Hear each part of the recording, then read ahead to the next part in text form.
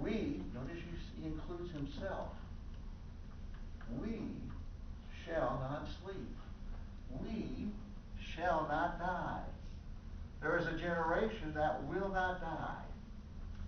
Paul included himself. Now, he screwed that one up because he obviously died, so he didn't make it.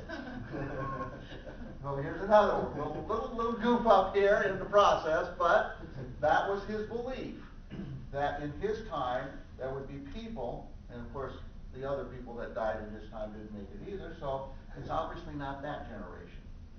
But we shall not all sleep, but shall be changed. Now, this is one of these rapture verses, by the way. We'll come back to the rapture in just a little bit. But this is one of these little rapture verses where you're changed in a moment and whoosh, taken up, that sort of thing. Okay? But there is a generation that will not die. Question? I've got a quick question.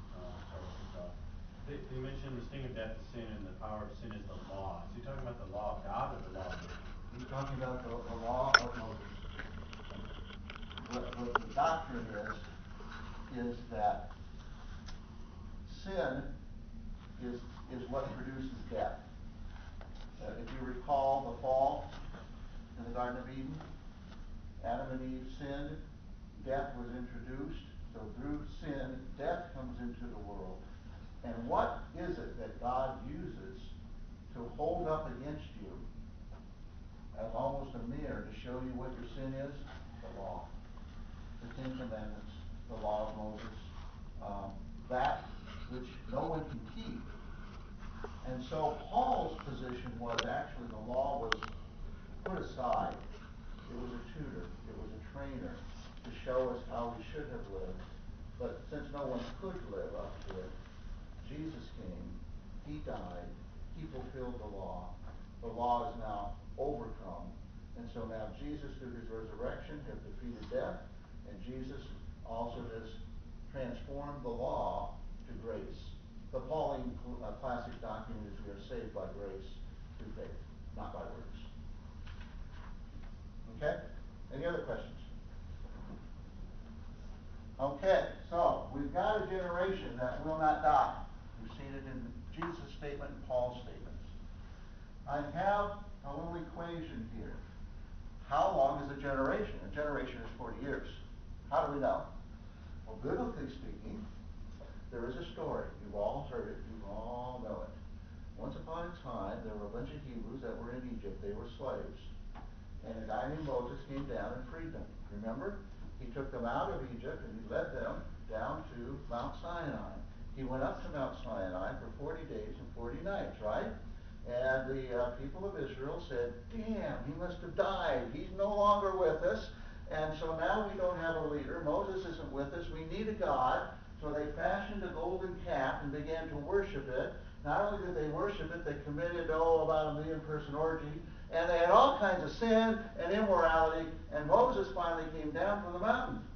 And he caught them red-handed, so to speak. And he threw the tablets down. And when he threw the tablets down, it shot out and killed about 20,000 of them.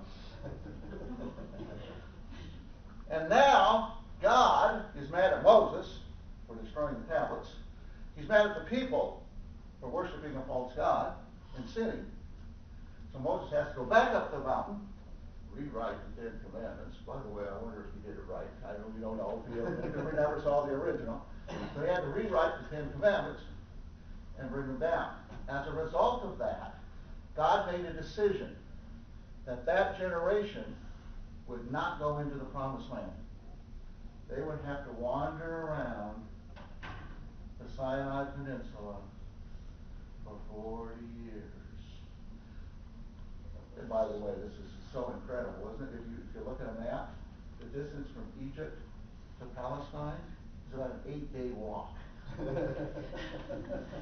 40 years they wander around Sinai and Sinai Peninsula. And by the way, what's amazing is they don't leave a trace. There's no archaeological findings. There's not even bones or anything. We can't find these people.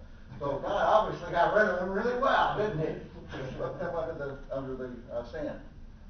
So they had to have 40 years in order for that generation to die. So generally speaking, the interpretation is that a generation is 40 years. Okay? That's how we get that little equation. Now, let's do this. We're going to find out in a moment that very significantly, certain things happen in history that show us when Jesus is going to come back. And I'm going to play the little game with you to show you how they slide their sliding scale of time. In 1948, a very significant thing happened in the world. World War II ended, and a certain country came into being.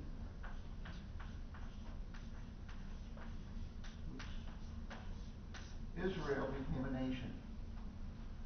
Now, we'll see in a moment why that is incredible. That is like the super sign that Jesus is coming. Jesus can't come back until there's actually a literal nation of Israel if you take the Bible prophecies literally. So in 1948, Israel becomes a nation. If we compute the 40 years, what do we get? 1988? Well, that doesn't quite work, does it, folks? Okay, well, let's shoot another one out here. In 1967, there was the Six-Day War. And Israel reclaimed the Gaza Strip and actually was on the doorstep of conquering Egypt and kicking their butt. And they had the Golan Heights, and they had taken back all of the land that in the Old Testament Saul and David had conquered at the height of the Israel nation. So 1967 is pretty important, but let's go 40 years. What does that give us? 2007? 2007, yeah. Okay. Close, but no cigar. Okay, well, we ain't done. We got another one here. We try out this one. In 1972, another event happened in which Israel captured the city of Jerusalem. This is phenomenally important. You have to have a nation, Israel. They have to regain the land. That's why the conservative Christians are adamant that there should be no peace for land with the Palestinians. They're adamant that anybody who makes a deal with the Palestinians giving up land with it is breaking the law of God and really screwing up bad. Well, in 1972, Israel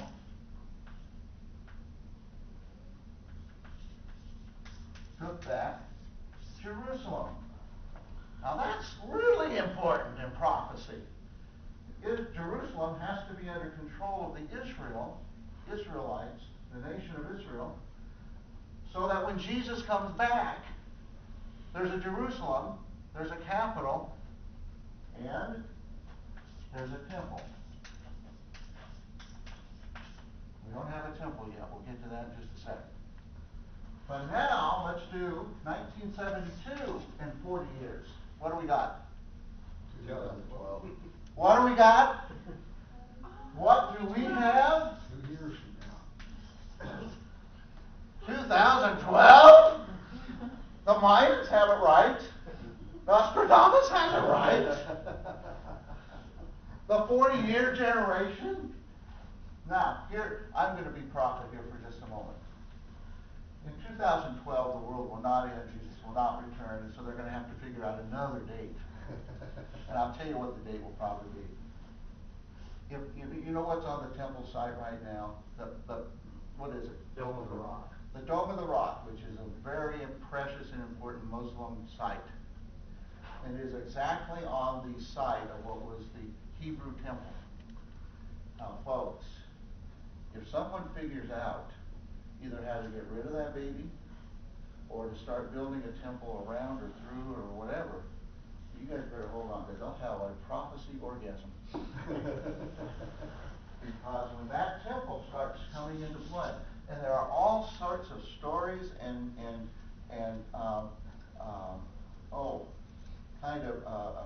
beliefs that somehow Orthodox Jews are starting to plot to build this temple back. Because when we get to the Antichrist will go to the temple, declare himself to be God, and commit the abomination desolation in the temple. Well, the temple doesn't exist. So my prophecy is whenever you start seeing the temple, that's when these people are going to ramp up again. And then we're going to start figuring out the 40 years from that. So you see they have a sliding scale.